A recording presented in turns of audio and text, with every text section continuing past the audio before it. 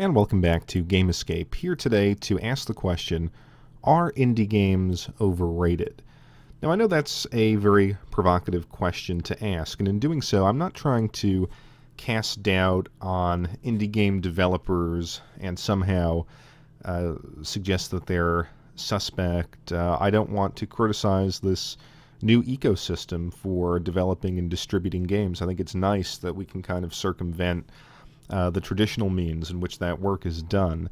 However, I think it's worth exploring why now, at this particular point in time, why are these games becoming so popular? Why is this becoming a viable alternative to the mainstream? And so I just want to address this question with a healthy dose of skepticism. I think the first thing is that indie games represent a value proposition to the consumer. They're cheaper, and they harken back to game design that was probably left in the mid-90s or earlier. They are ubiquitous. There are tons and tons of indie games out there to choose from, all at reasonable prices. So they definitely offer the consumer something. Because of that, I think companies, we're seeing this here with the PlayStation 4 and the Xbox One to a lesser degree. And of course on Steam, the indie game segment kind of represents a way for publishers to offer lots of content, to kind of have the indie game market in your online marketplace. You can then come out and say, well, hey, the PlayStation 4, we may only have 2 games that are actually worth playing on store shelves, but look at all the indie games we have. Look at all of that innovation that we're bringing to the table. It's a quick and easy way to build a library of content for a device.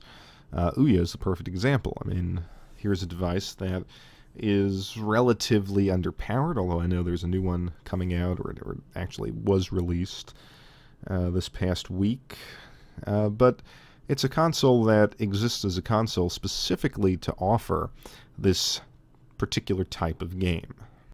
I think there's also a kind of malaise on the part of the mainstream gaming press. I think if you are writing about mainstream games, you're playing a lot of repetitive first-person shooters.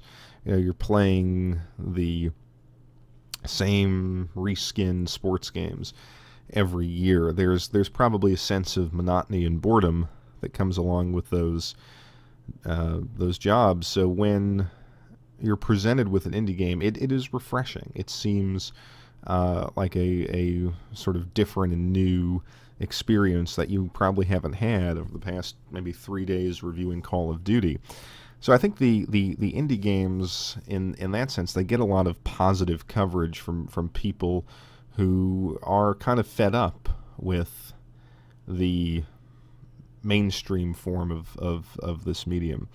And you see it if you look at Giant Bomb, if you look at Super Joystick, particularly if you listen to those podcasts. I mean, these guys just absolutely gush over indie games and can't get enough of their quirkiness and their randomness and their sort of, in some cases, traditional design choices, or their sort of riffs on old school design choices. So I think creating an indie game because of this phenomenon is kind of a way to have, achieve a good deal of visibility if you know that your game will appeal to some of these personalities.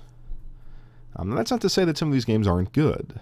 I'm not saying that they're cheap and they're repetitive knockoffs. There is a good deal of innovation to be found in some of these games.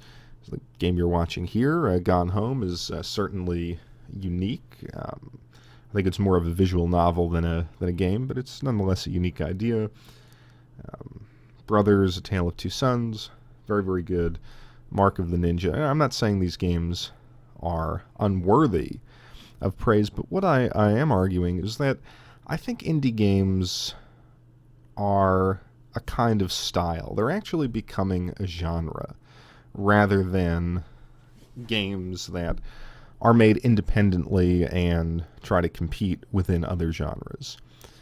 So, for example, you have the ubiquitous puzzle platformer. It seems like if you go on to Steam, on a Steam sale, any sort of strange game that you haven't heard of, you click on it's an indie game, it's a puzzle platformer.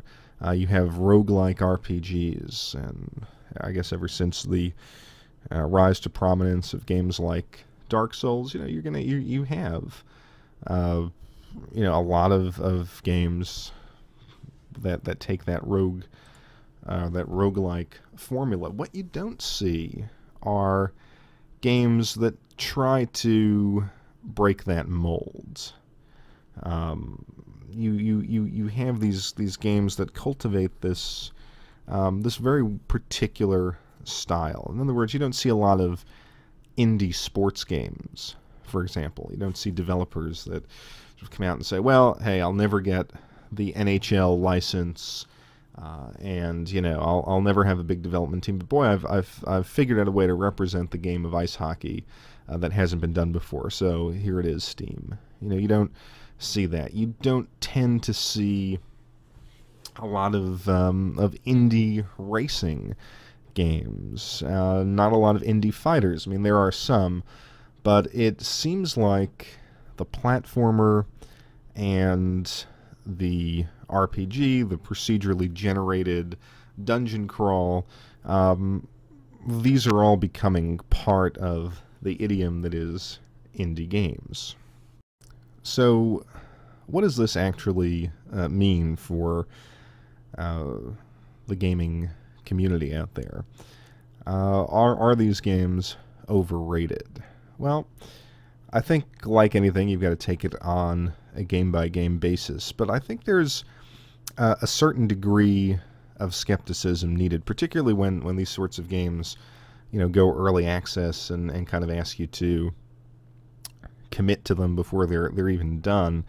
I think it raises the question, are these games really innovative, or do they just cultivate a sense of innovation and remain fairly derivative projects that are trying to capture this particular audience? I mean, there's kind of a sense of being an initiate when you play indie games, or at least it seems that way. Well, the rest of the world is playing Call of Duty, but I'm playing this great new indie game, and boy, it takes me back to my youth, and it's so it just has this quirkiness. But I mean, I think a lot of times it's a forced quirkiness. It's a forced sense of innovation, so that it can slot in very comfortably into this new genre.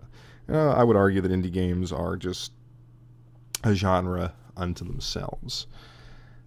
It would be nice to see some developers try to break the mold there and try to move and actually, create the indie sports title, or, the indie racing game, the indie fighting game, the indie classic RPG, and have it not be a quirky riff on times gone by, but really a unique, different kind of product.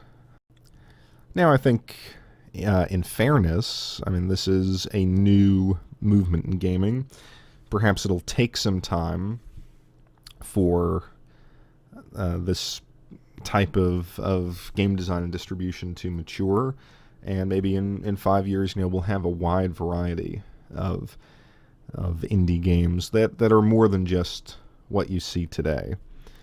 But I think there is the danger that this is just a way for some small talented developers or development studios to just go after a slice of attention and a slice of profit that's here today and possibly gone tomorrow. I can speak for myself and say that I've not played an indie game, and of course, like I said, I haven't played all of them. But, I would much rather go back to my SNES and play a platformer rather than firing up Steam and buying one of these new ones for, $3 or $4. I would rather go back to the classic games of the 80s and 90s than one that tries to emulate or innovate on them. And like I said, that question of innovation is an open one. So what do you guys think? Are indie games overrated? Do you play a lot of them? Am I just sort of being a curmudgeon here, and am I just sort of out in left field? Let me know. And as always, I thank you for watching Game Escape, and I'll be back shortly with another video.